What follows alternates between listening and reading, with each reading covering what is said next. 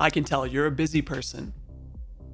Or maybe you're not, but either way, you only have two hands. So what if you could have a bot that gets you a date while you're doing other stuff? Or if you're like my friend, book a vacation, set your location, and have a date set up before you land, all while doing other stuff.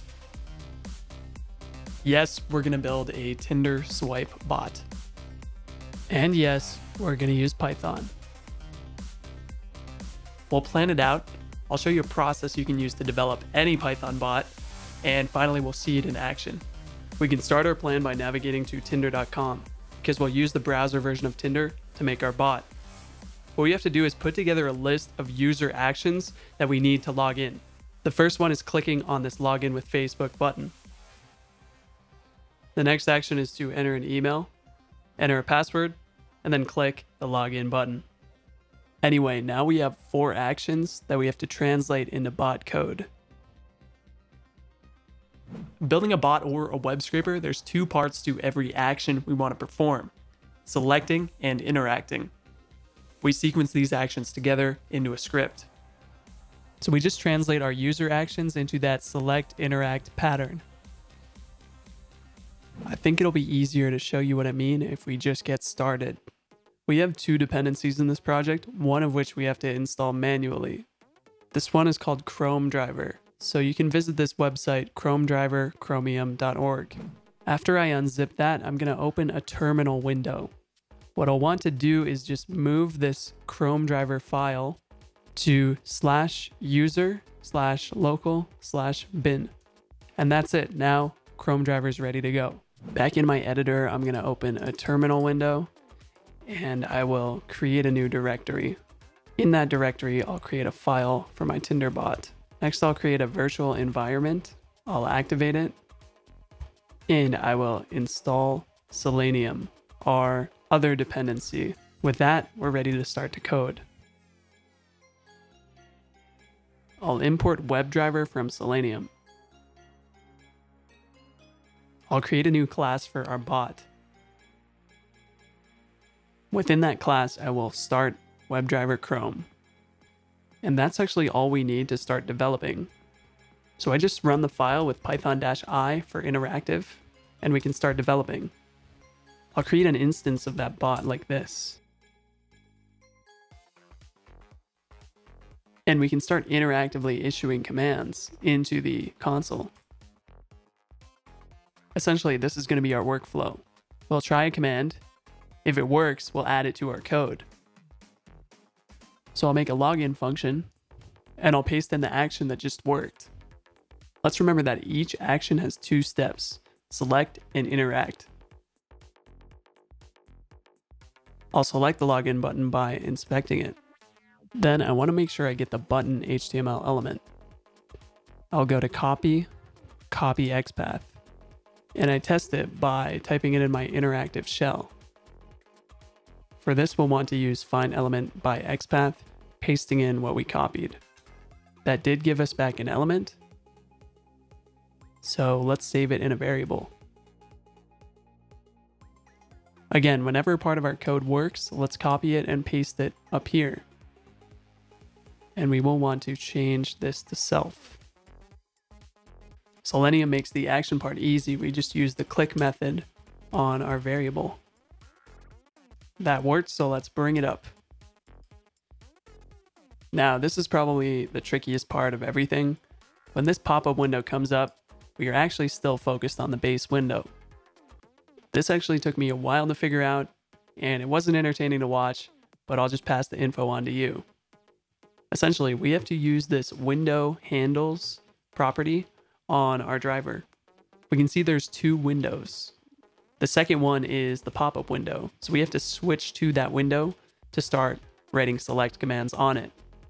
We also have to save our base window to switch back to after it closes. So I'll store the base window in a variable, and I'll bring that up, leaving in a comment about what we're doing. Now we'll do driver, switch to window. Don't forget to change bot to self in the real code. Now we can continue with business as usual, selecting the email input.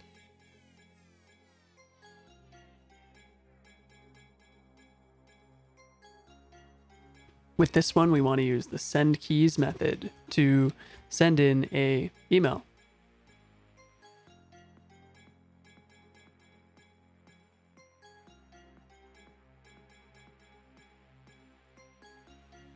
We'll do the same for the password field.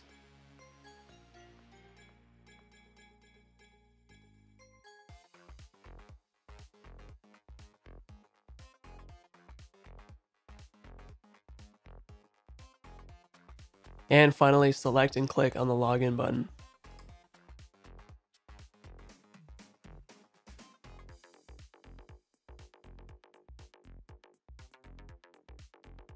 There's only one more thing we need to add. Scroll back to the top and import sleep from time. We just need a pause for the initial page load.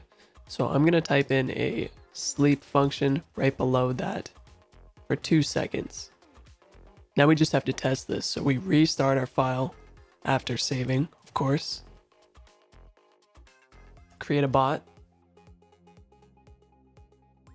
And call the login method we just wrote. I'm now going to create a secrets file with my real username and password. You'll put your real username and password here and here. After doing that, you're going to want to import them into your main file. Then you can just replace these mock values with the real thing.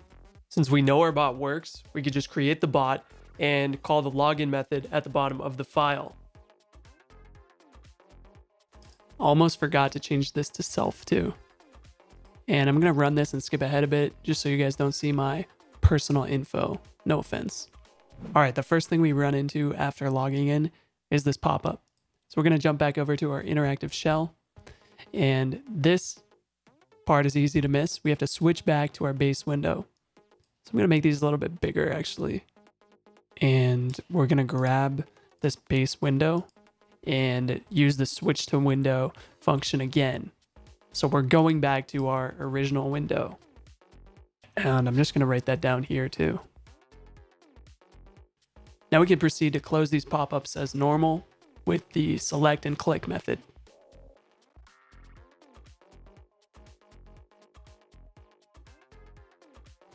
And there's just one more after it.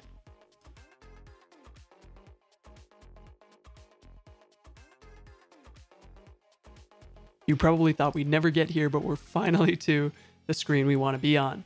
That means our login function is complete. So let's create functions for swiping. And we'll use the same action pattern here too.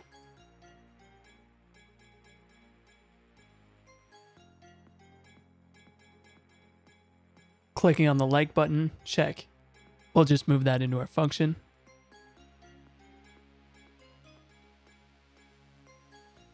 And clicking on the dislike button, also good to go. Okay, those are pretty straightforward, so let's write our auto swipe function too. This is literally as simple as just making a infinite loop, putting in a little pause, and then calling our like function. Now it's not quite that simple as you'll see in a moment, but let's restart it and we'll see why. And again, I forgot to change these to self, so don't forget that. All right, we're in and we're armed with our functions, so let's test them out.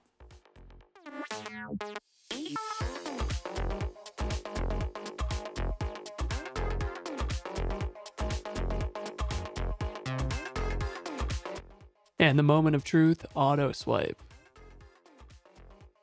So it worked until we got a match. I'll manually click out of it, but when I do that, another pop-up comes up too. So we'll have to handle these semi-random events.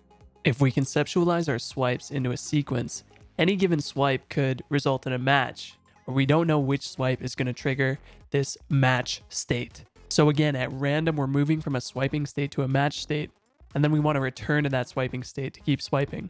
The same goes for the pop-up. We're not sure when we're going to jump over, but when we do, we want to return and keep swiping.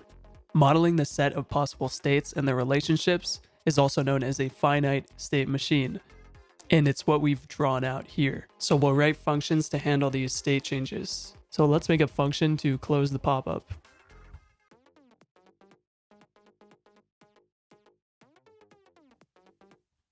And we'll try to get a match so we can write a close match window function.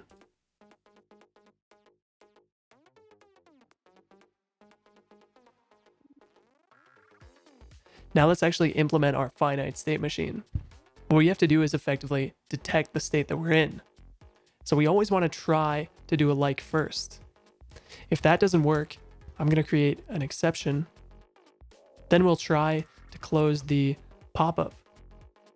Finally, if that doesn't work, we'll try to close the match window. So just to recap that, we're trying to do the like first. If it throws an error or fails, we're going to try to close the pop-up. And if that throws an error or fails, we're going to try to close the match. Now our auto swipe function should be robust, meaning resilient to different kinds of errors and able to continue indefinitely. So let's save, close this, and reopen it to see if it works now. We'll try running this one more time with our auto swipe, and it should just work forever.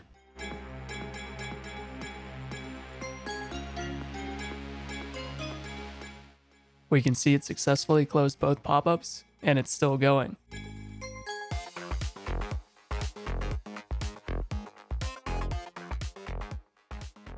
Hey guys, so that is the simple version of the bot finished. If you want to keep adding to it, I've put all the code in the description, and I would love to see what else you can build with this. So if so, let me know. I kind of think of my tutorials like a shot of espresso. So if you like coffee, please leave a like. And if you want more of these kind of tutorials that are, short, sweet, and simple, please subscribe. Anyway, I will catch you guys soon.